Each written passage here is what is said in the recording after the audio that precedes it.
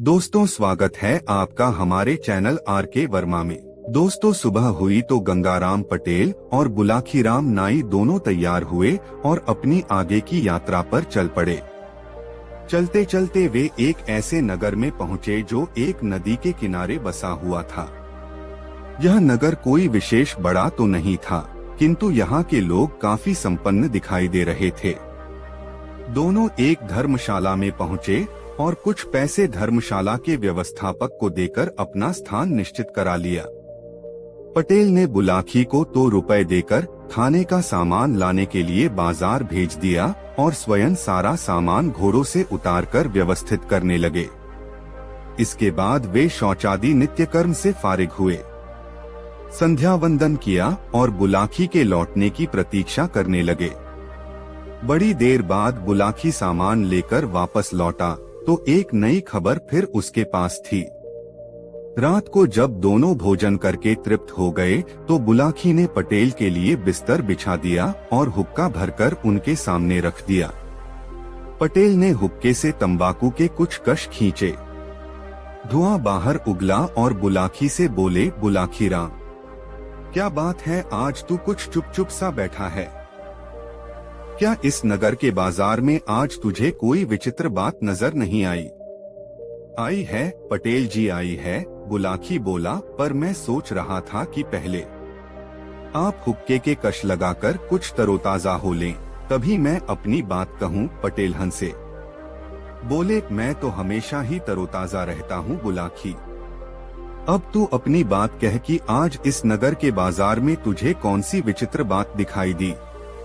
पटेल जी, बुलाखी ने बताना शुरू किया, आज शाम जब मैं भोजन का सामान खरीदकर वापस लौट रहा था तो बाजार में एक मकान के सामने मैंने एक अजूबा दृश्य देखा।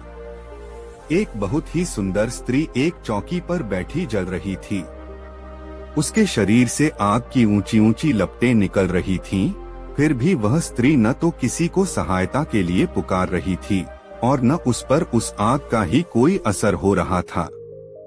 वह बस यूं ही आंखें मूंदे चुपचाप आग की लपटों में घिरी बैठी थी। कुछ लोग उस पर पानी डालकर आग बुझाने का प्रयत्न करते थे तो आग और भी भड़क जाती थी। मैंने यह जानने का बहुत प्रयास किया कि वह आग कैसी है जो पानी डालने से भी नहीं बुझ रही, और यह भी कि वह रूपवती स्त्री कौन है जो यूं धधकती आग में बैठी है। आग उसे क्यों नहीं जला पा रही? आप इस रहस्य का उद्घाटन कीजिए। बुलाखी के मुंह से सारी घटना सुनकर पटेल जी मुस्कुराए और बोले, बुलाखी, यह दुनिया विचित्रताओं से भरी हुई है। ईश्वर की बनाई हुई इस सृष्टि में प्रकृति के हर रहस्य का ज्ञान कर लेना नितांत दुर्लभ काम है। आज भी अनेक ज्ञानी एवं विज्ञानी उन रहस्यों को जानने के लिए प्रयासरत हैं। उनमें से कुछ को सफलता भी मिली है तो कुछ आज भी सफलता से कोसों दूर हैं। यह रहस्य भी कुछ ऐसा ही है। बुलाखी, इस नगर में धनपत नाम का एक संपन्न व्यक्ति रहता है। उसकी पत्नी का नाम रूपकुमारी है।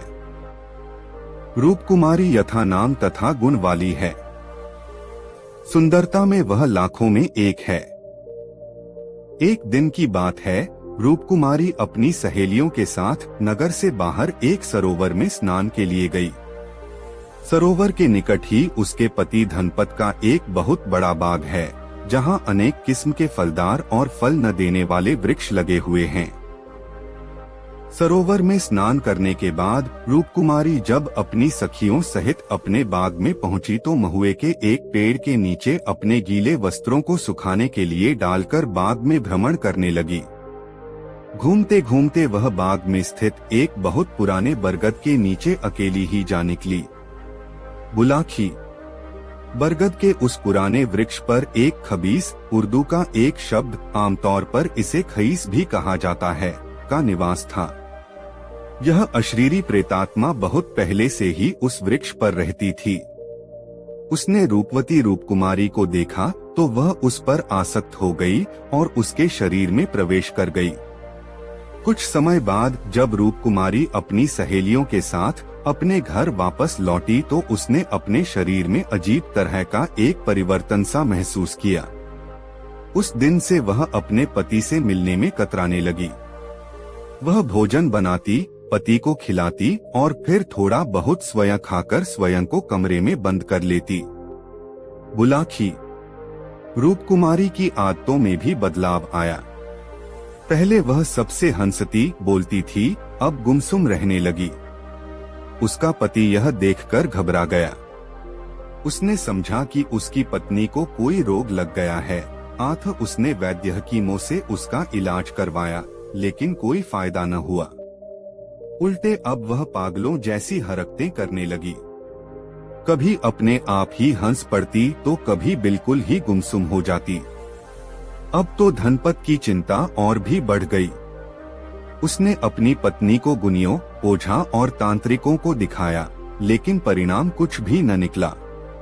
तांत्रिकों को भी उसकी पत्नी निर्दोष दिखाई दी। उन्हें उस पर किसी ऊपरी हवा के कोई लक्षण दिखाई न दिए। इस बीच एक और भी परिवर्तन रूपकुमारी में हुआ। वह दिन में सोने और रात में देर तक जागने लगी। उसका पति जब भी रात को उसके बिस्तर पर आता, वह उसे परे झटककर दूसरे कमरे में सोने चली जाती और अंदर से कुंडा बंद कर लेती। तंग आकर उसके पति ने अपना बिस्तर एक अलग कमरे में लगा लिया और अपनी पत्नी से बस नपीतुली बातें ही करने लगा। बुलाखी। एक रात उसने अपनी पत्नी के कमरे में किसी पुरुष की आवाज सुनी। सुनकर वह चौंक कर उठ बैठा। उसने सोचा, देखना तो चाहिए कि कौन है मेरी पत्नी के कमरे में। वह उठकर अपनी पत्नी के कमरे के दरवाजे पर पहुंचा।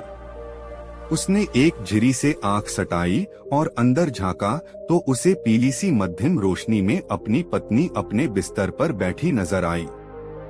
बिस्तर पर चौसर और पासे पड़े हुए थे।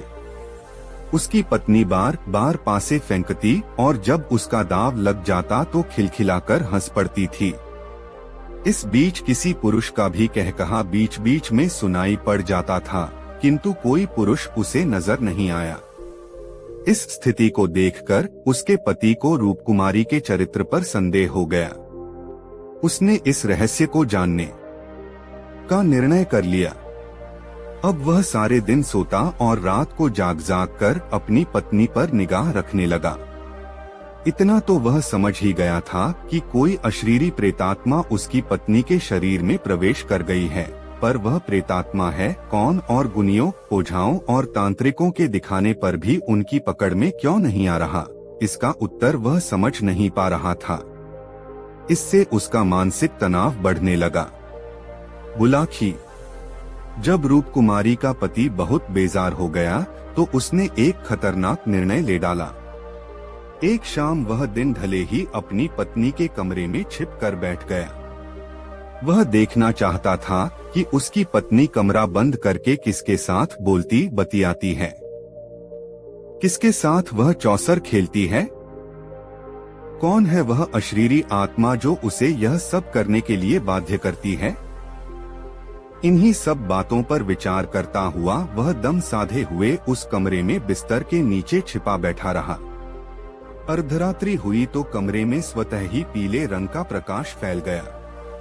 फिर किसी की आवाज कमरे में गूंजी, क्या आज चौसर नहीं खेलोगी रूपकुमारी।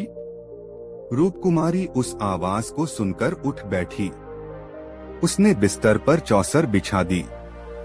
बोली, आइए विराजिए, मैं तो आपकी ही प्रतीक्षा कर रही थी। रूपकुमारी के बिस्तर के नीचे छिपे बैठे उसके पति को ऐसा महसूस हुआ कि जैसे कोई भारी वजन वाला व्यक्ति उस बिस्तर पर आ बैठा हो। फिर पासे फेंकने की आवाज आई। कभी उसकी पत्नी के खिलखिलाने की आवाज आती तो कभी किसी पुरुष का उत्साह भरा स्वर उसे सुनाई देने लगा। चारपाई के नीचे छिपे बैठे धनपत का धैर्य जवाब देने लगा। एकाएक वह चारपाई के नीचे से निकल आया और क्रोध भरी दृष्टि से अपनी पत्नी की ओर देखता हुआ बोला, क्यों री दुष्टा, कौन है यह अदृश्य व्यक्ति जिसके साथ तू चौसर खेल रही है। अपने पति के एकाएक वहां आ धमकने से रूपकुमारी के चेहरे की रंगत उड़ गई। उसने हकलाते हुए कहा, कर कोई भी तो नहीं है। मैं तो अकेले ही चौसर खेलकर अपना मन बहला रही थी। झूठ बोलती है तू। मैंने अभी अभी इसी पलंग पर बैठे किसी व्यक्ति का एहसास किया था। बीच बीच में उसका उत्साह से भरा स्वर भी मुझे सुनाई दिया था। आज तुझे यह रहस्य बताना ही पड़ेगा कि रात को कौन तेरे पास आता है। उत्तर में उसकी पत्नी मौन बनी रही तो उसने अपना प्रश्न दोबारा कर दिया। विवश होकर उसकी पत्नी ने कहा, अगर आप बहुत जिद कर रहे हैं तो बताए देती हूँ, किंतु मेरे बताने का परिणाम भी आप सुन लीजिए। उस रहस्य को बताकर मैं कल शाम तक ही जीवित रह पाऊंगी। कल के बाद आप फिर कभी मुझे नहीं देख सकेंगे। कौन ले जाएगा तुझे? मुझे नाम बता दे उसका। मैं उसकी टांगे चीर कर रख दूंगा। धनपत दहाड़ा। उसका उत्तर सुनकर रूपकुमारी हंसी। बोली, भला किसी अशरीरी व्यक्ति को भी कोई मार सका है? अशरीरी व्यक्ति यानी कि कोई प्रेतात्मा? हाँ, रूपकुमारी बोली, वह अशरीरी ही है, पर है मेरा हितचिंतक। उसने मुझ पर न तो कभी बुरी निगाह डाली है और न कोई मेरा बुरा सोचा है। वह तो मात्र कुछ देर के लिए मेरे सामीप्य के लिए बेचैन रहता है। इसीलिए रात्रि के समय में कभी कभार मेरे साथ चौसर खेलने के लिए मेरे कमरे में आ जाता है। मुझे मूर्ख मत बनाओ मेरी रानी, धनपत ने व्यंग्य से कहा। कहीं सुना है तुमने कि कोई प्रेत किसी स्त्री पर सम्मोहित होकर एक बार उसे पकड़ ले तो वह उसे आसानी से छोड़ दे। निःसंदेह उस प्रेत ने तुम्हारे शरीर पर अधिकार करके तुम्हें अपने वश में कर लिया है। उस प्रेत का संसर्ग पाकर तुम अब पतित हो गई हो। बस बस, रूपकुमारी चिल्लाई, ऐसा लांछन मुझ पर मत लगाइए। मैं सौगंध खाकर कहती हूँ कि मैं आज भी गंगा की तरह पवित्र हूँ।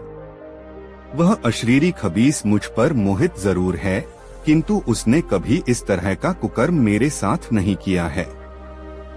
वह तो मुझे अपना मित्र मानता है, उससे अधिक और की उसने कभी कोई इच्छा नहीं की है। मुझे विश्वास नहीं होता। धनपत बोला, क्या तुम अपनी बात साबित करने के लिए अग्नि परीक्षा दे सकती हो?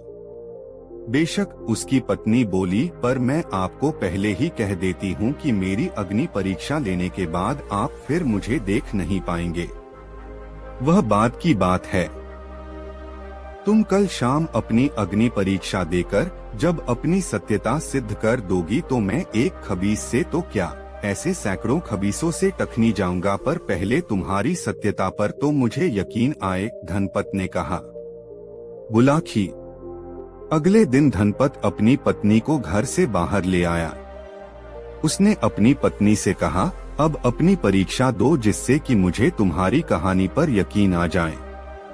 उसकी पत्नी ने कुछ नहीं कहा।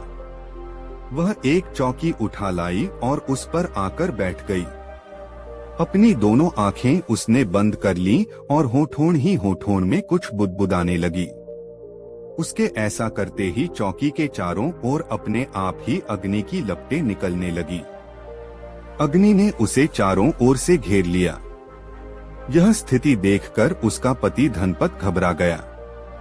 वह घर के अंदर की ओर भागा और जल से भरा घड़ा लाकर उसे अपनी पत्नी के ऊपर उलट दिया।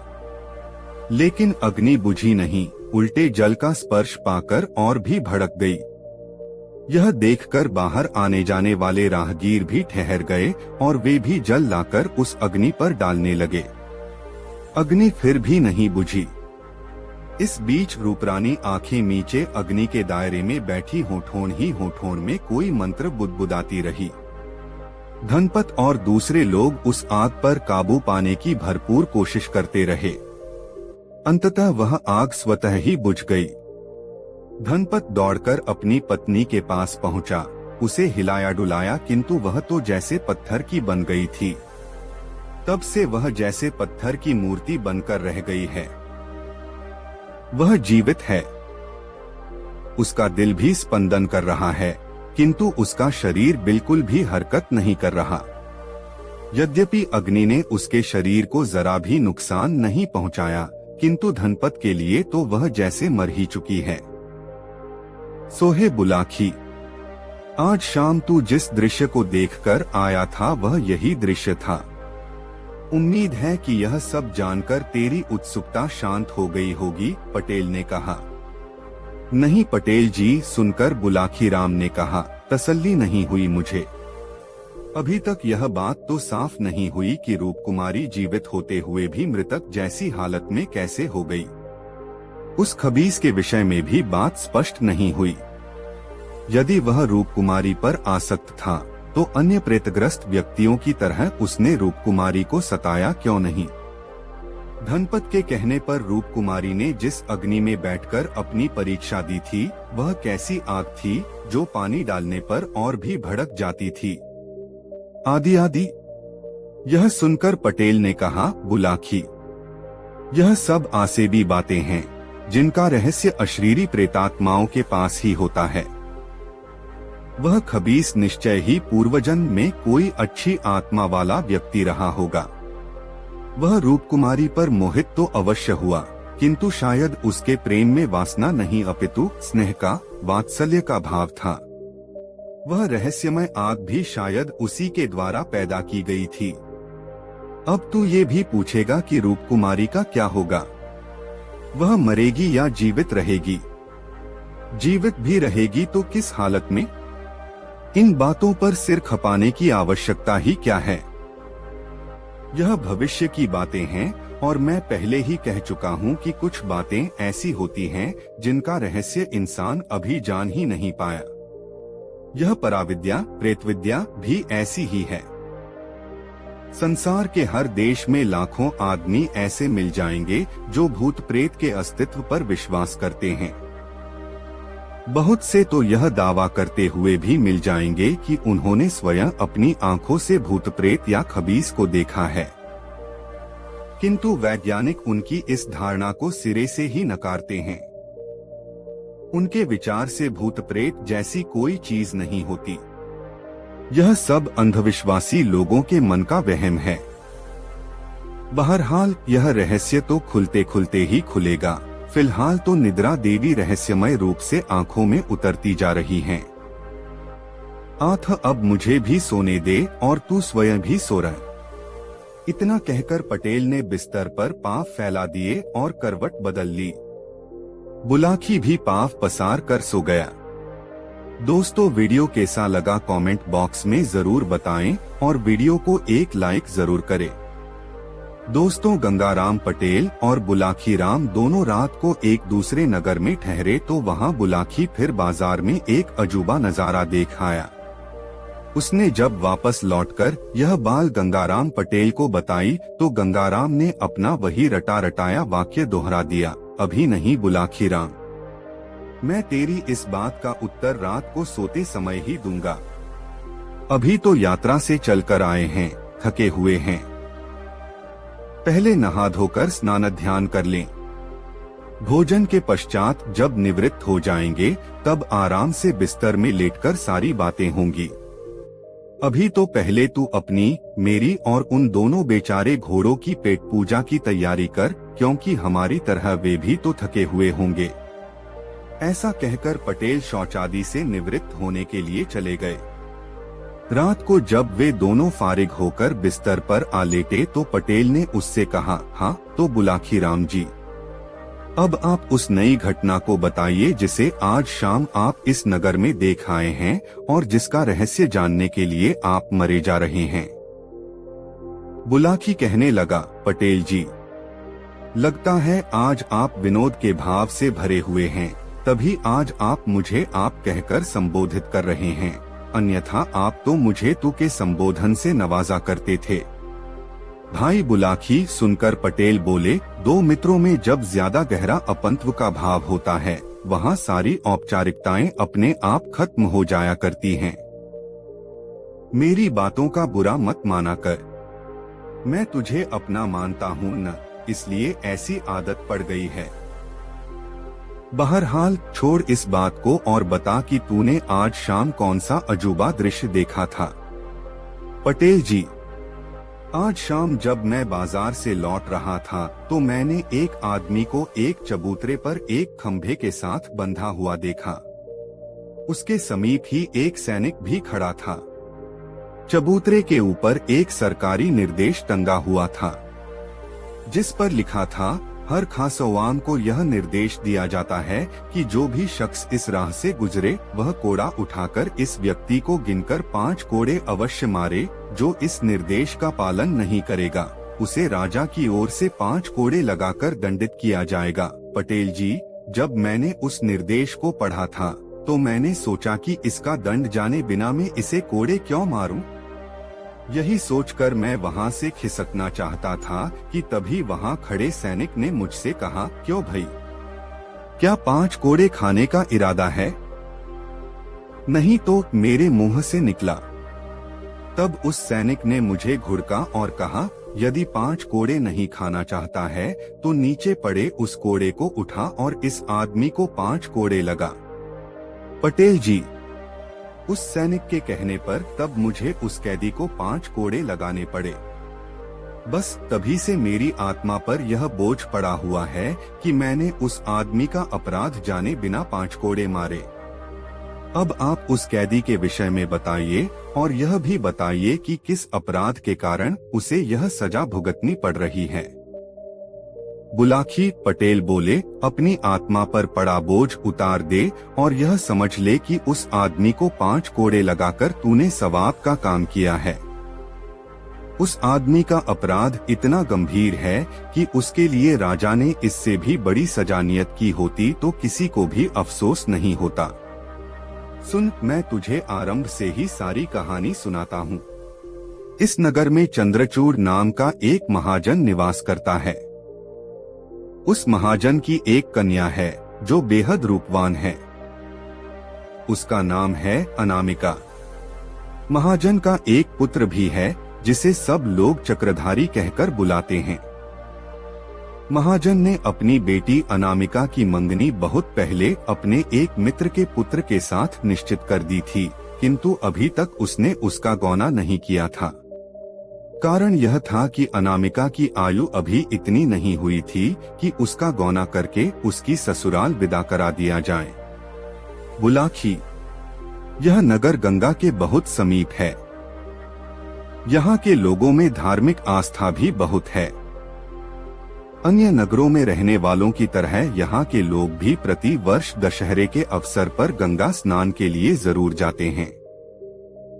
इस बार जब दशहरे का पर्व पड़ा तो दूसरे नगरवासियों की तरह अनामिका भी अपने माता पिता और सखी सहेलियों के साथ गंगा स्नान के लिए गई। गंगा किनारे पहुंचकर अन्य लोगों की तरह अनामिका के पिता ने भी अपने रहने के लिए डेरा व्यवस्थित किया और बारी बारी से गंगा जी में स्नान करने के लिए गए। पहले पुरुषों ने स्नान किया, तदोपरांत स्त्रियां गंगा स्नान के लिए गईं। बुलाकी, जब अनामिका अपनी सखियों के साथ गंगा स्नान के लिए घाट पर पहुंची तो वहां के कुछ गुंडों ने उसे देख लिया। उसकी मनोहारिणी छवि देखकर वह गुंडे विचार करने लगे कि किसी तरह इस सुंदर युवती को अपने काबू में करके इसका उपभोग करना चाहिए। बाद में जब इससे हमारा दिल भर जाएगा तो हम इसे किसी वेश्या के यहाँ बेचकर अच्छी रकम प्राप्त कर सकते हैं। उन गुंडों का मुखिया था छोटेलाल नाम का एक महाहरामी युवक। उसने इस काम को करने का बीड़ा उठाया। उसने अपने साथियों से कहा, दोस्तों, इसे फंसाकर काबू में करना तो मेरा चुटकियों का काम है। बस मुझे थोड़ा सा समय चाहिए। ठीक है, हम तुम्हें समय देते हैं। उसके दूसरे साथी बोले, देखते हैं तुम कौन सा चमत्कार दिखाते हो। उधर अनामिका और उसकी सखियों ने अपने वस्त्र उतारे और उन वस्त्रों को घाट पर बैठे पंडे के हवाले करके गंगा स्नान करने लगी। तभी छोटेलाल नामक वह गुंडा उस पंडे के पास पहुंचा और उससे कहा, पंडित जी महाराज, 5 रुपए कमाना चाहते हो? घर बैठे कमाई करना किसे बुरा लगता, बताइए कि काम क्या है?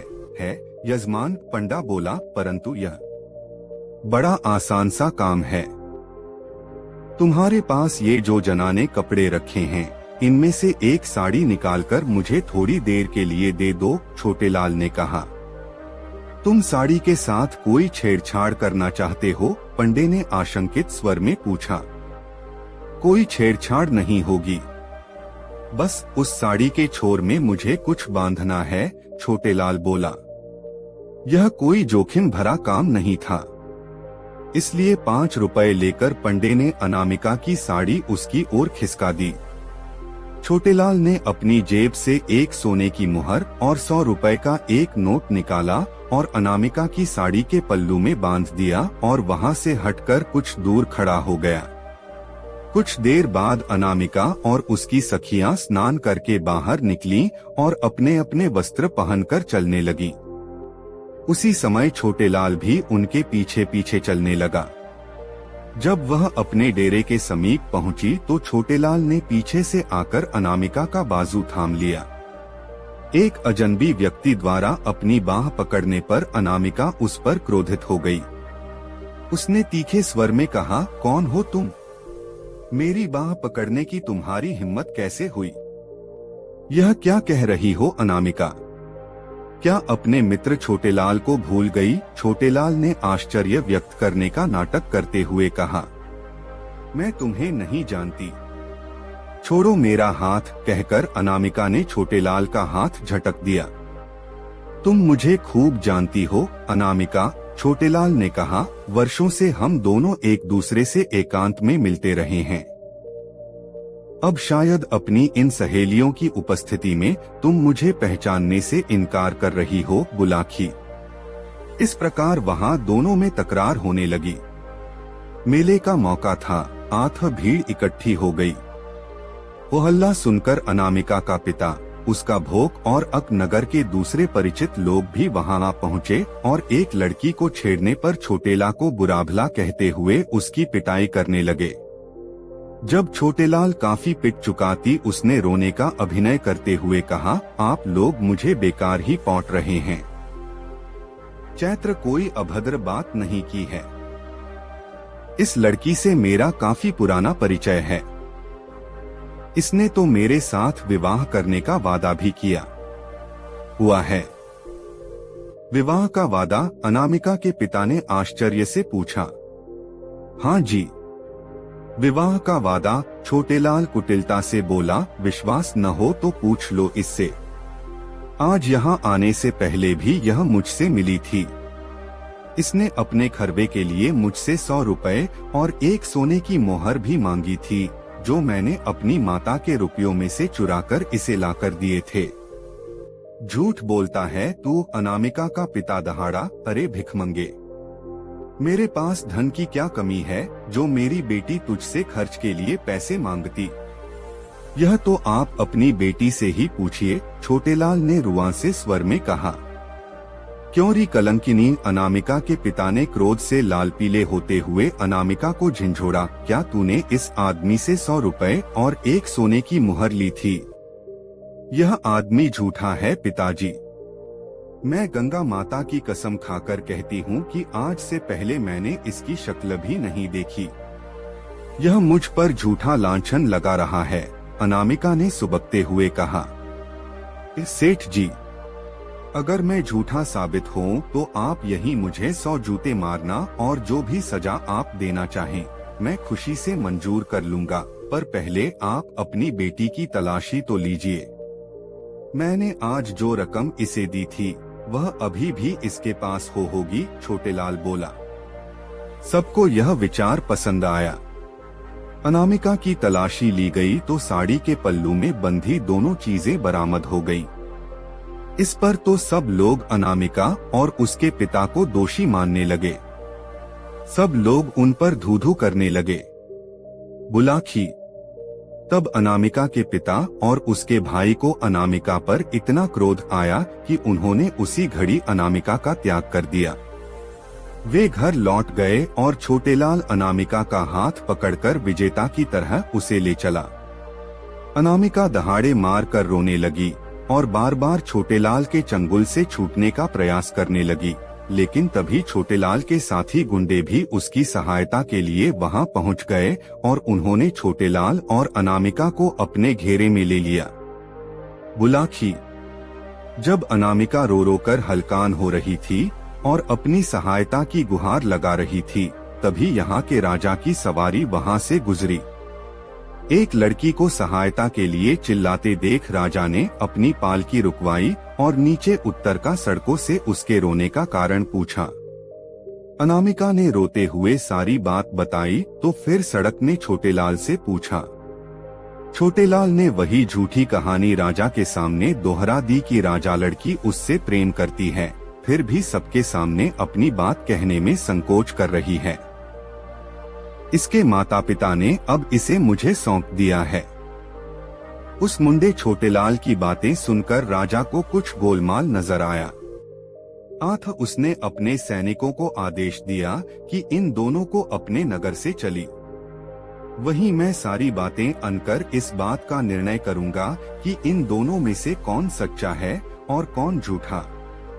तब दोनों दरबार में पेश किए गए। राजा ने अनामिका से पूछा, देवी, तुम कहती हो कि अब से पहले तुमने इस आदमी को कभी देखा नहीं था, फिर इसकी यह भारत क्यों कर सच साचित हो गई कि तुम्हारी साड़ी के पल्लू से इसके दिए हुए रुपए और सोने की घोहर चरामद हो गई। अन्नदाता, अनामिका बोली, मुझे इस बात का बिल्कुल भी ज्ञान नहीं है कि ये दोनों चीजें मेरी साड़ी के पल्लू में किसने बांधी। अपनी साड़ी तो मैंने कहीं उतारी भी नहीं, भी सिवाय उस समय के जब मैं स्नान करने के लिए गंगा जल में उतरी थी। अपने वस्त्र तुमने कहाँ रखे थे? राजा ने पूछा। हमने अपने वस्त्र घाट पर बैठे पंडे को सौंपे थे, अनामिका ने कहा। पलक झपकते ही सारी बातें राजा की समझ में आ गईं। वह समझ गया कि सड़कों के साथ छल किया गया है। तब उसने उस पंडे को दरबार में पेश होने का हुक्म दिया और पंडे के पहुंचने पर राजा ने उसे दंड का भय दिखाया तो भय से कांपते हुए छे ने सब कुछ बक दिया। उसने बता दिया कि यह काम छोटेलाल ने ही किया था। बुलाखो। सच्चाई जानकर राजा ने अनामिका के पिता को बुलाकर अनामिका तो उसे सौंप दी और उस पंडे और छोटेलाल के साथियों को पकड़कर उन्हें 100 कोड़े लगाने की सजा दी और क्योंकि मुख्य अपराधी छोटेलाल था, उसे यह सजा दी कि इस दिन तक इसे खंभे से बांधकर इस पर कोड़े बरसाए जाएं। साथ ही यह आदेश भी लिखकर वहां चिपका दिया कि जो भी राहगीर वहां से गुजरे वह छोटेलाल को 5 कोड़े जरूर मारे, यदि वह ऐसा नहीं करेगा तो फिर राजाज्ञा से 5 कोड़े उसी को मारे जाएंगे। कहानी का समापन कर पटेल बोले, सोहे बुलाखी, यह है सारी कहानी। आबा राजा की आज्ञा से छोटेलाल को सजा दी जा रही है। अपने कुकर्म का फल उसे भोगना पड़ रहा है। जो दृश्य आज तूने देखा है वह उसी समय का है। उम्मीद है यह सब जानकर तेरी उत्सुकता शांत हो गई होगी। अब मुझे भी सोने दे और स्वयं भी सो रह, कहकर पटेल ने आंखें मूंद ली। बुलाखी भी सोने की तैयारी करने लगा। दोस्तों, गंगाराम पटेल और बुलाखी राम की यह मजेदार कहानी आपको कैसी लगी कमेंट करके जरूर बताएं। दोस्तों, गंगाराम पटेल और बुलाखी राम सुबह उठकर आगे की यात्रा पर चल पड़े। शाम हो जाने पर जब वे विश्राम के लिए एक नए नगर में रुके तो वहां भी बुलाखी राम नाई ने एक अनोखा दृश्य देखा, जिसका रहस्य जानने के लिए वह बेचैन हो उठा। सोने से पूर्व उसने गंगाराम पटेल को उस दृश्य के विषय में बताया। उसने गंगाराम पटेल से कहा, पटेल जी, आज मैंने बाजार से गुजरते हुए जो अनोखा दृश्य देखा, मैं उसका रहस्य जानने के लिए बेचैन हो रहा हूँ। मुझे उस रहस्य के विषय में बताइए। हाँ भाई हाँ, बोले पटेल, पर पहले यह तो बताओ कि तुमने देखा क्या था। पटेल जी, मैंने रास्ते में देखा था कि जुलूस निकल रहा था। जुलूस के बीच सोने से बनी एक गाड़ी पर एक कुत्ता बैठा हुआ था, जिसने सोने के वस्त्राभूषण पहने हुए थे। उस गाड़ी को घोड़ों के स्थान पर राजसी वस्त्राभूषण पहने एक व्यक्ति खींच रहा था, बुलाकी ने बताया। बुलाकी की बात सुनकर गंगाराम पटेल ने कहा, बुलाकी, अब तू इस रहस्य के विषय में सुन। इस नगर के राजा का नाम अमीचंद है। यह राजा बहुत नेक इंसान है और जिस व्यक्ति को तू उस गाड़ी में जुटा हुआ देखकर आया है, वह इस राज्य का दीवान है। उसका नाम जीवन सिंह है। उसकी यह हालत कैसे हुई, यह भी सुन। अब से कुछ दिन पूर्व यहाँ का राजा अमीचंद आखेट करने के लिए वन में गया था। वहाँ उसने एक काले हिरण को देखा जो अपने दल से बिछुड़कर अकेला ही घास चर रहा था। राजा को वह शिकार उपयुक्त लगा। उसने घोड़ा उसी की दिशा में दौड़ा दिया। हिरण ने उसे अपनी ओर आते देखा तो जान बचाने के लिए वह घने जंगल की ओर दौड़ लिया। राजा ने भी अपना घोड़ा उसके पीछे लगा दिया। अब आगे आगे शिकार और पीछे पीछे शिकारी। लुकाछिपी का खेल आरंभ हो गया। इसी बीच कुछ झाड़ियों के बीच हिरण ऐसा गायब हुआ कि फिर ढूंढे न मिला। राजा ने घोड़े की रास खींचकर उसे रोका और अपने सैनिकों की तलाश में पीछे की और निगाहें दौड़ाई, लेकिन उसे अपने साथ आए सैनिक भी दिखाई न दिए। उस हिरण ने राजा को बहुत छकाया था। उसे उसका पीछा करने में परिश्रम भी बहुत करना पड़ा था। राजा को बहुत जोर की प्यास लगी हुई थी। उसका घोड़ा भी बहुत थका हुआ था और अपनी जुबान बाहर निकालकर जोर जोर से अपनी टांग जमीन पर पटक रहा था। राजा ने पानी की तलाश में इधर उधर नजरें दौड़ाई, किंतु जब किसी भी दिशा में दूर दूर तक उसे कोई सरोवर या नदी नहीं दिखाई दी तो वह एक पेड़ के नीचे बैठकर विश्राम करने लगा। बुलाकी राम, जिस समय प्यास से व्याकुल होकर राजा उस वृक्ष के नीचे बैठा विश्राम कर रहा था, उसी समय दैवयोग से एक कुत्ता न जाने कहां से उसके पास आ पहुंचा और राजा की ओर याचना भरी निगाहों से देखने लगा। कुत्ता शायद भूखा था। राजा ने कुत्ते को पुचकारा तो भोजन की आशा में कुत्ता पूंछ हिलाता उसके पैरों के पास बैठा। राजा ने तब अपने घोड़े की पीठ पर लटके भोजन के पात्र से 2 रोटियां निकाली और कुत्ते के आगे रख दी। कुत्ते ने कुछ ही देर में दोनों रोटियां खा ली, फिर वह एक दिशा में चल पड़ा।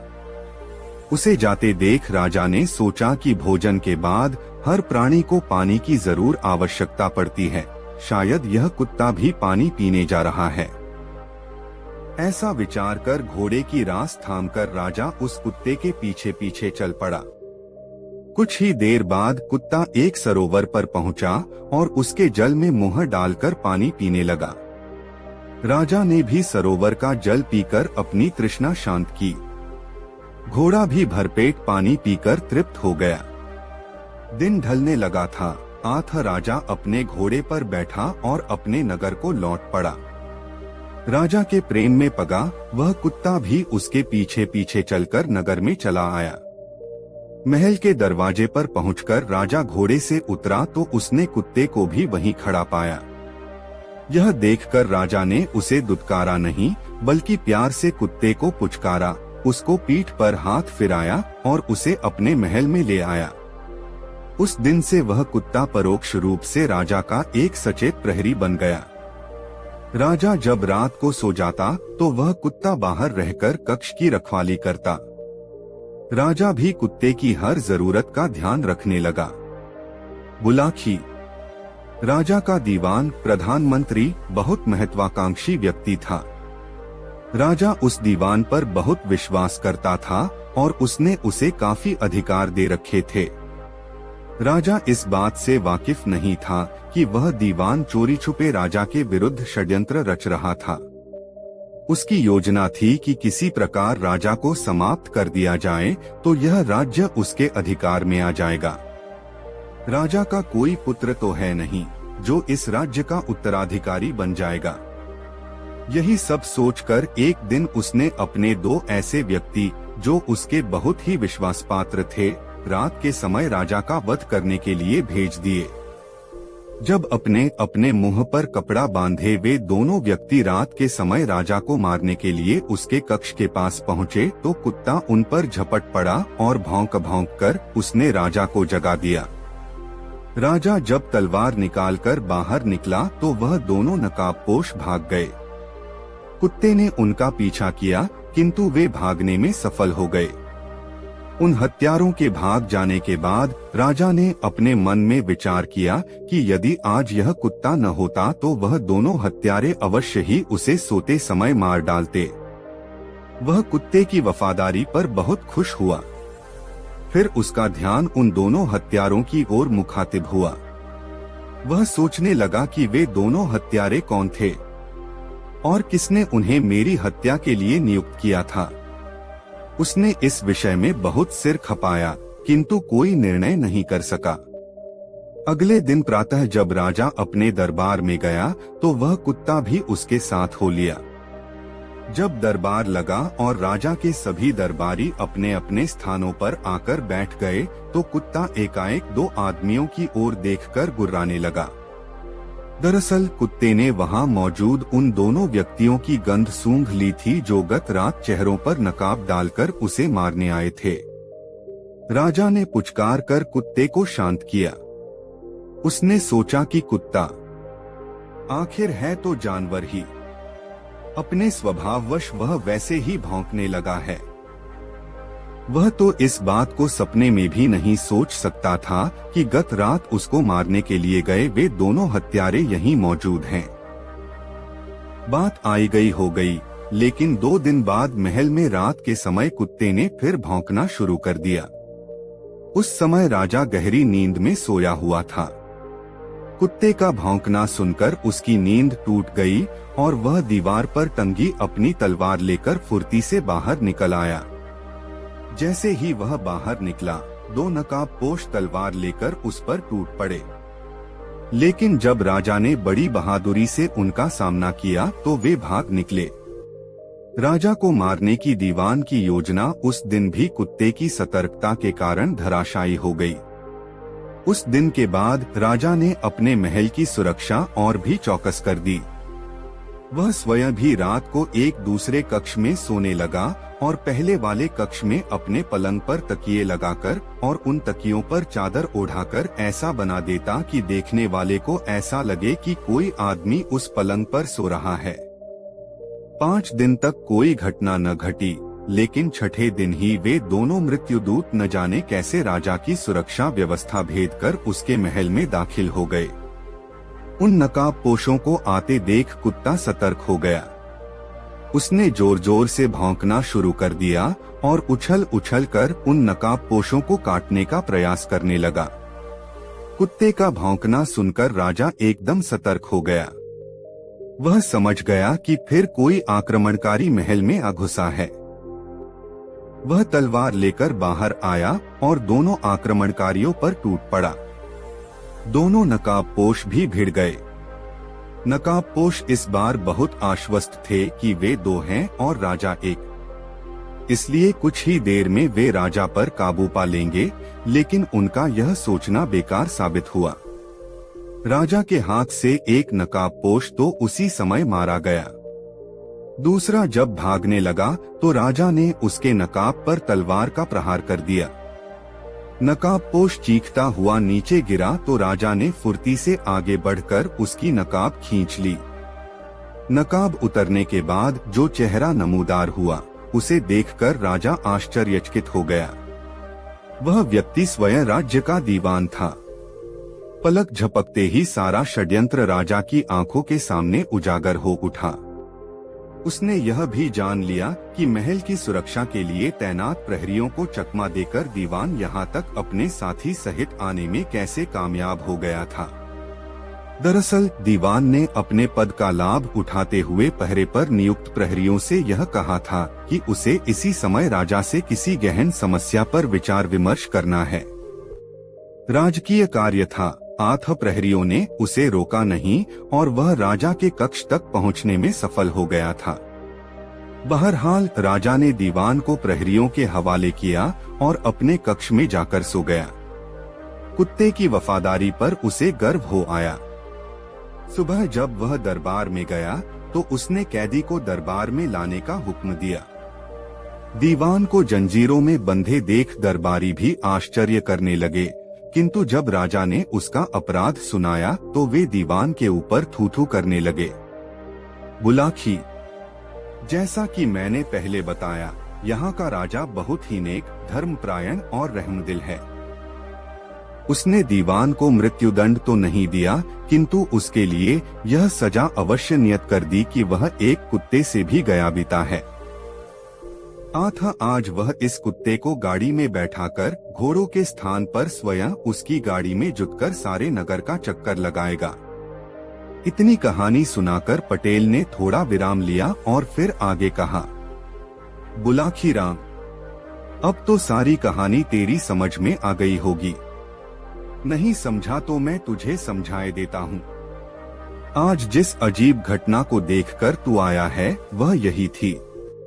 जो व्यक्ति राजसी वस्त्र पहने कुत्ते की गाड़ी खींच रहा था वह इस राज्य का दीवान था, और जो कुत्ता स्वर्णाभूषण पहने उस गाड़ी में बैठा था वह वही कुत्ता था जिसने एक बार नहीं 3 बार राजा की जान बचाई थी। उम्मीद है कि अब तेरी शंका का समाधान हो गया होगा।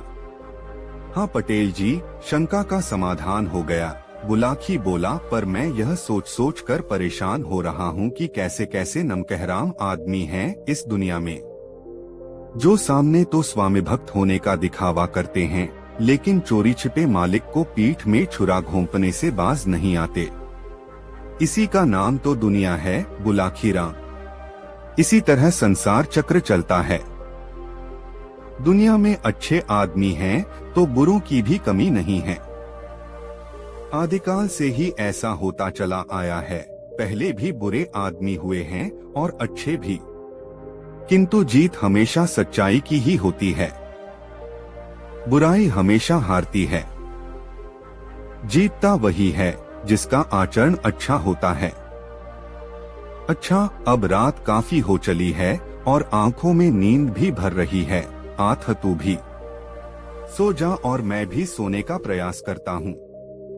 अभी बहुत रास्ता बाकी है सफर का। यह कहकर पटेल ने टांगे फैला दी। बुलाखी भी अपने शरीर पर चादर ओढ़कर करवट लेकर सो गया। दोस्तों, यह कहानी आपको कैसी लगी कमेंट में जरूर बताएं। दोस्तों, गंगाराम पटेल और बुलाखीराम नाई काशी नगरी में पहुंच गए। वहां उन्होंने ठहरने के लिए एक धर्मशाला को चुना और दोनों उसी धर्मशाला में ठहर गए। धर्मशाला में और भी बहुत से यात्री ठहरे हुए थे। गंगाराम पटेल ने बुलाखी को तो पैसे देकर अपने तथा घोड़ों के खाने का सामान लाने के लिए भेज दिया और स्वयं उन यात्रियों से बातें करने लगे। बुलाखी जब सामान लेकर लौटा तो उसने पटेल को बताया कि शहर में मैंने आज एक अनोखी घटना देखी है। तब पटेल ने उसे आश्वस्त किया कि खाने से निवृत्त होकर जब दोनों आराम से बैठ जाएंगे तो अपनी देखी हुई घटना मुझे सुनाना, मैं तुम्हारे प्रश्न का समाधान कर दूंगा। चुनाचे जब वे दोनों भोजन कर चुके और बुलाखी ने उनके लिए हुक्का भरकर रख दिया तो हुक्के से कश खींचकर पटेल ने बुलाखी से कहा, हाँ तो भाई बुलाखीराम, अब बता कि तूने आज शहर में कौन सी अनोखी घटना देखी है। पटेल जी, आज जब मैं बाजार से अपने और आपके लिए आटा, दाल और घी तथा घोड़ों के लिए दाना रातिब लेकर लौट रहा था तो राह भूलकर एक चौराहे पर जा निकला। वहां पर मैंने देखा कि वहां यहाँ का राजा और उसके साथ और भी बहुत से आदमी मौजूद थे। पास ही में एक भट्ठी पर एक बहुत बड़े कड़ाह में तेल खौल रहा था। तभी राजा के सामने दो पुरुष और एक स्त्री को उपस्थित किया गया। उन दोनों पुरुषों का दावा था कि ये स्त्री उसकी पत्नी है। कहने का अर्थ यह है कि दोनों पुरुष उस स्त्री पर अपना अपना दावा पेश कर रहे थे। तब राजा ने निर्णय दिया कि तुम में से जो भी पुरुष इस तेल से भरे खौलते कड़ाह में स्नान कर सही सलामत बाहर निकल आएगा, उसी को यह स्त्री दे दी जाएगी। पटेल जी, राजा की यह बात सुनकर उनमें से एक आदमी तो निराश होकर मुंह लटकाकर एक ओर को खड़ा हो गया, जबकि दूसरे आदमी ने अपना जांघिया उतारकर खौलते कड़ाह में छलांग लगा दी। आश्चर्य की बात यह है कि उस खौलते तेल में स्नान करने पर भी उस आदमी का बाल बांका न हुआ और वह सही सलामत कड़ाह से बाहर निकल आया और राजा को उसका वादा याद दिलाया। इस पर राजा ने उस आदमी को तो गिरफ्तार करा लिया और वह स्त्री उस आदमी को दे दी जो तेल में स्नान करने के नाम पर निराश होकर खड़ा हो गया था। अब आप इस रहस्य का वेधन कीजिए कि वादे के अनुसार राजा ने वह स्त्री उस प्रतियोगिता में विजयी व्यक्ति को न देकर दूसरे व्यक्ति को क्यों दे दी। यह सुनकर पटेल बोले, बुलाखी, इस रहस्य को जानने से पहले यह सुन कि वे दोनों आदमी कौन थे, तभी सारी बातें तुझे आराम से समझ में आएंगी। यहाँ से काफी दूर के फासले पर किशनगढ़ नाम का एक बहुत बड़ा नगर है। वहाँ के राजा का नाम वीरेंद्र सिंह था। राजा वीरेंद्र का एक पुत्र था जिसका नाम गजेंद्रपाल सिंह था। गजेंद्रपाल का जैसा नाम था वैसा ही वह शक्तिशाली भी था। आए दिन वह आखेट करने के लिए वनों में जाता रहता था। एक दिन राजकुमार आखेट करने के लिए वन में गया तो लौटते समय बड़ी भयानक आंधी में घिर गया। आंधी के कारण वह अपना कार्य भूल गया और एक दूसरे रास्ते पर चल पड़ा। राजकुमार को अपनी इस भूल का पता तब चला जब वह अपने नगर में पहुंचने के स्थान पर एक अन्य नगर में पहुंच गया। राजकुमार ने जब उस नगर के निवासियों से उस स्थान की जानकारी चाही तो उन्होंने बताया कि वह इस समय कामरूप राज्य में है, जो एक बड़े देश चीन के बिल्कुल निकट है। यह जानकर राजकुमार को भारी आश्चर्य हुआ। कामरूप तो उसके राज्य से बहुत दूर था। इतनी जल्दी वह कामरूप में कैसे आ पहुंचा? लेकिन फिर उस भयंकर आंधी की याद हो आई। आंधी इतनी तेज थी कि कुछ कदम के फासले पर भी उसे कुछ दिखाई न देता था। हो सकता है वह उसी आंधी में उड़कर यहाँ तक आ पहुँचा हो। कुछ भी हो, अब तो उसे इस स्थिति का सामना करना ही पड़ेगा। ऐसा विचार कर उसने मन में धैर्य धारण किया और नगर में घूमने लगा। यहाँ एक और भी परेशानी उसके सामने आ खड़ी हुई। इस नगर के अधिकांश निवासी यहाँ की स्थानीय भाषा बोलते थे, जो राजकुमार की समझ में नहीं आती थी। लेकिन कुछ दिनों तक वहाँ रहकर राजकुमार ने उनकी भाषा सीख ली और वह टूटी फूटी स्थानीय भाषा में वार्तालाप करने लगा। एक दिन जब वह शहर में घूम रहा था तो उसने एक जगह दो व्यक्तियों को आपस में लड़ते देखा। दोनों के हाथों में लंबे लंबे चाकू थे और वे एक दूसरे के बार को बचाकर दूसरे पर हमला करने की कोशिश कर रहे थे। वहाँ बहुत से तमाशबीन भी खड़े थे। राजकुमार भी उन तमाशबीनों में जाकर खड़ा हो गया। इसी बीच राजा का रथ वहाँ से गुजरा। राजा ने जब उन व्यक्तियों को लड़ते देखा तो उसने अपने कुछ सैनिक उन दोनों व्यक्तियों को पकड़ने के लिए भेज दिए। सैनिकों ने उनके पास पहुंचकर उन्हें एकंगना चाहा तो वे दोनों सैनिकों से भी भिड़ गए और सैनिकों को घायल करके वहां से भाग गए। राजकुमार ने जब तमाशबीनों से उनके विषय में पूछा तो उसे बताया गया कि ये दोनों नगर के नामी गुंडे हैं। ये इतने खूंखार हैं कि सैनिक भी इन्हें पकड़ने से डरते हैं। फिर जाने पर यह दोनों तत्काल सैनिकों पर धावा बोल देते हैं। फुर्तीले इतने हैं कि पकड़ में नहीं आते और बात की बात में बहुत दूर जा निकलते हैं। यह सुनकर राजकुमार उस नगर के राजा के पास पहुंचा और उससे कहा, राजन, यदि आप आदेश दें तो मैं उन दोनों गुंडों को पकड़कर आपके सामने प्रस्तुत कर सकता हूं। यह सुनकर राजा ने गौर से उसकी ओर देखा और बोला, कोई परदेशी मालूम होते हो, तभी ऐसा दावा कर रहे हो? हाँ राजन, राजकुमार ने कहा, परदेशी तो जरूर हूँ, किंतु मेरा दावा झूठा नहीं है। मैं अपनी बात को सत्य करके दिखला सकता हूँ। तब फिर हमारा आदेश है कि उन्हें पकड़कर हमारे समाने ले आ। यदि तुम ऐसा कर सके तो हम तुम्हें पुरस्कारों से लाद देंगे। आदेश मिलने की देर थी कि राजकुमार विद्युत गति से उस ओर दौड़ पड़ा जिधर वे दोनों गुंडे सैनिकों को घायल कर अपने चाकू चमकाते हुए भाग निकले थे। राजकुमार को मल्ल विद्या का अच्छा ज्ञान था। उसके गुरु ने उसे ऐसे ऐसे दांवपेच सिखा रखे थे कि वह 100 आदमियों पर भी भारी पड़ सकता था। बात की बात में वह उन गुंडों के पास पहुंचा और हुंकार भरते हुए गुंडों से भिड़ गया। बड़ी चपलता से पहले तो उसने उन दोनों के चाकू छीने, फिर उन्हें लात घूंसों और मुक्कों पर रख लिया। कुछ ही देर में दोनों गुंडों के कसबल ढीले हो गए। किसी चूहे की भांति उनकी गरदनें पकड़े उन्हें साथ लेकर राजकुमार राजा के पास लौट आया और दोनों गुंडे राजा के सैनिकों के हवाले कर दिए। राजकुमार का ऐसा पराक्रम देखकर वहां का राजा बहुत खुश हुआ।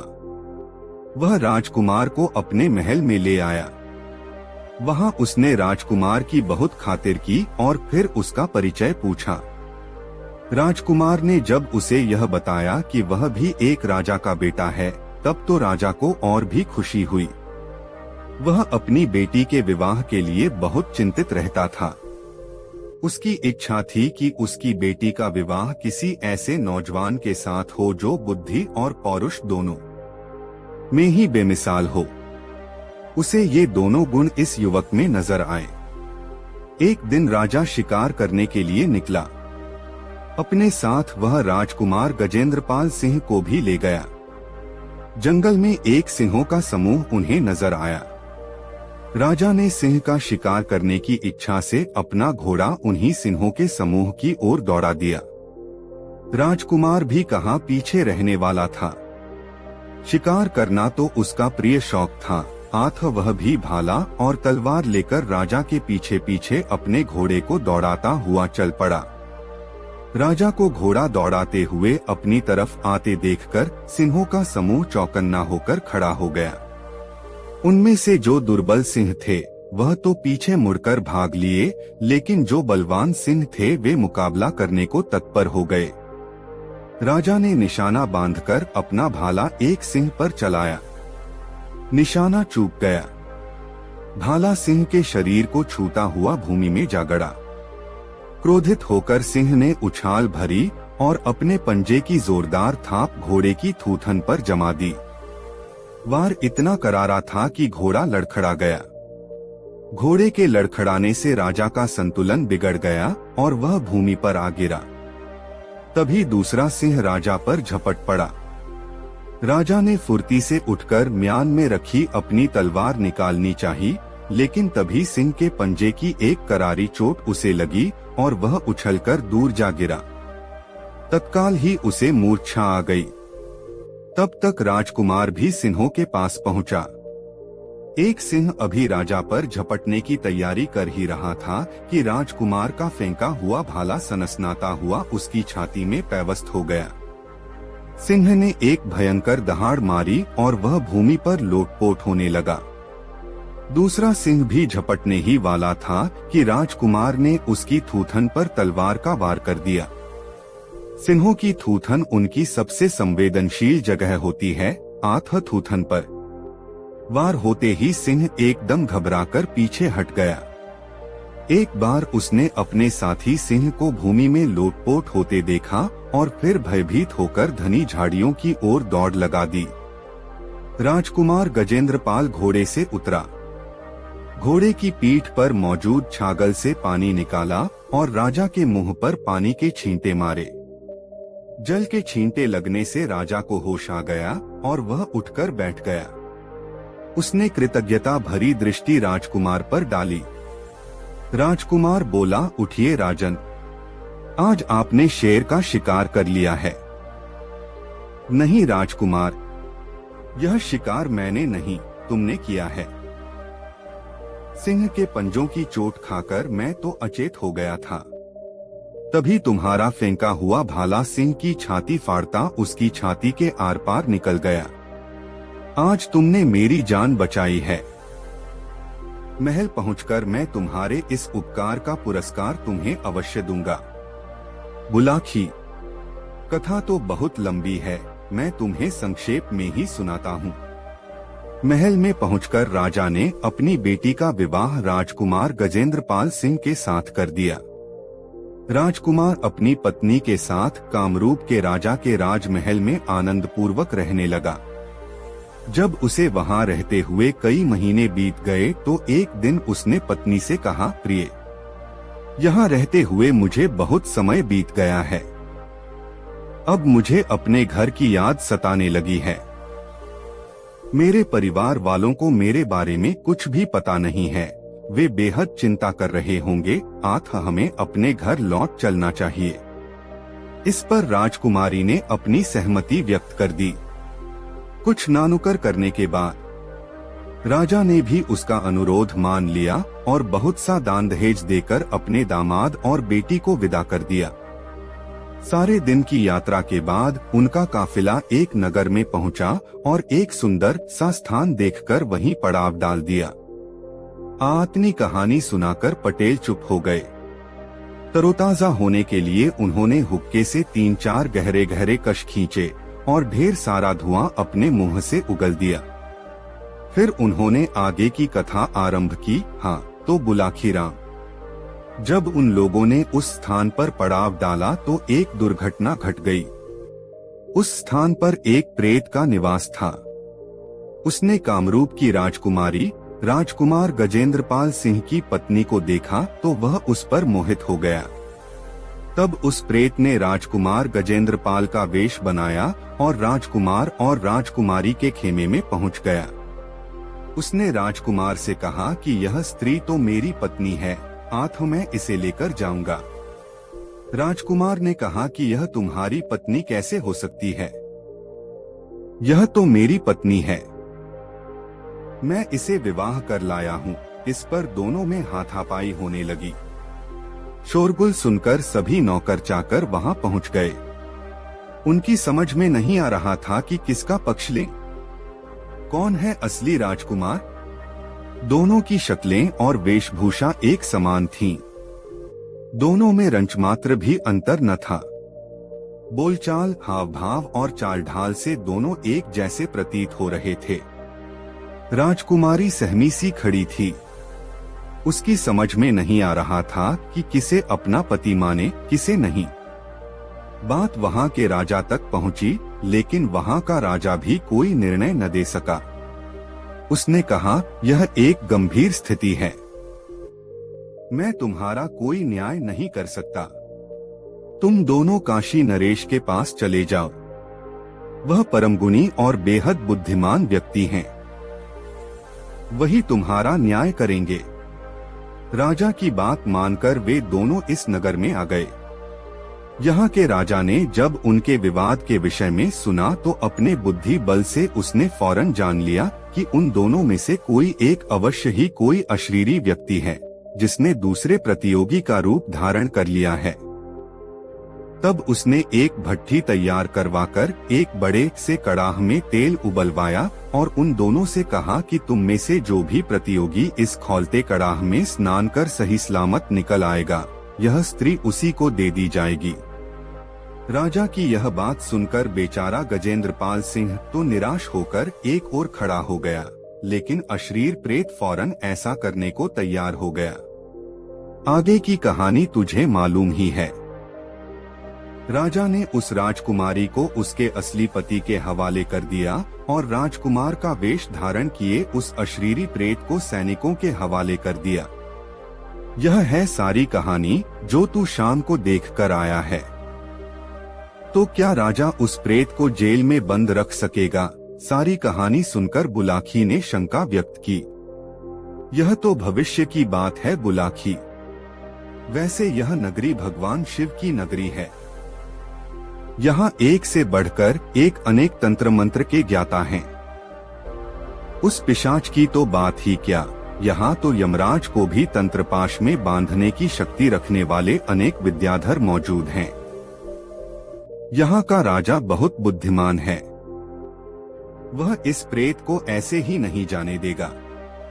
वह इसका जरूर तगड़ा इंतजाम कर देगा, जिससे कि वह प्रेत फिर किसी को परेशान न कर सके। और अब तेरी हर शंका का समाधान हो गया है, इसलिए अब आंख मूंद कर सो रहो। सुबह उठकर पहले गंगा जी में गोता लगाएंगे, फिर भोजनादि से निवृत्त होकर इस पवित्र नगरी के प्रसिद्ध स्थानों को देखेंगे। भगवान विश्वनाथ के दर्शन करेंगे और स्वयं को धन्य मानेंगे। तब अगला दिन कैसे बीतेगा, इसकी सुखद कल्पना करता हुआ बुलाखीराम सो गया। गंगाराम पटेल भी निद्रा देवी की गोद में समा गए। दोस्तों, यह कहानी आपको कैसी लगी कमेंट में जरूर बताएं। ऐसी और नई मजेदार कहानी सुनने के लिए हमारे चैनल आरके वर्मा को सब्सक्राइब जरूर कर लें और यह वीडियो अपने मित्रों को जरूर शेयर करें। वीडियो देखने के लिए आपका बहुत बहुत धन्यवाद। मिलते हैं किसी अगले वीडियो में, तब तक के लिए जय श्री राधे राधे, धन्यवाद।